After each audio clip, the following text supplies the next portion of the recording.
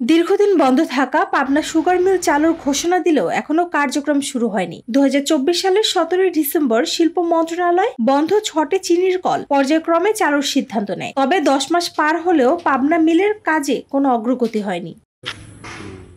1992 সালে প্রতিষ্ঠিত এই মিলটি লোকসানের কারণে 2020 সালের 2 ডিসেম্বর বন্ধ হয়ে যায়। বর্তমানে মিলটির প্রায় 400 কোটি টাকা দেনা রয়েছে। বন্ধের কারণে মিলের যন্ত্রপাতিতে মরিচা পড়ে নষ্ট হয়ে যাচ্ছে। আখ চাষিরা ফসল পরিবর্তন করতে বাধ্য হচ্ছেন এবং হাজারো শ্রমিক কর্মহীন হয়ে পড়েছেন।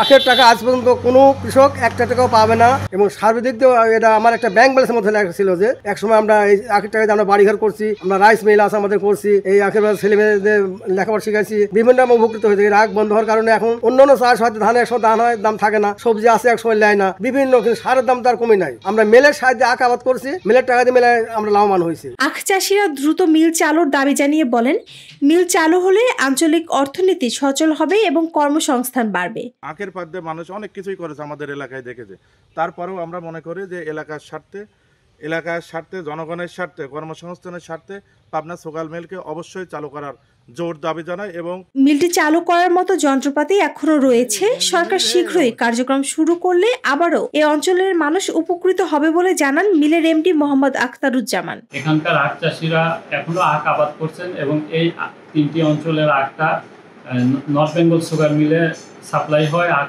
এবং সেখানেই সেটা মাড়াই হচ্ছে। ভবিষ্যতে যদি পাবনা চিনি কল আবার চালু হয় তো এই জোনগুলো আমাদের ভিতরে অন্তর্ভুক্ত হবে।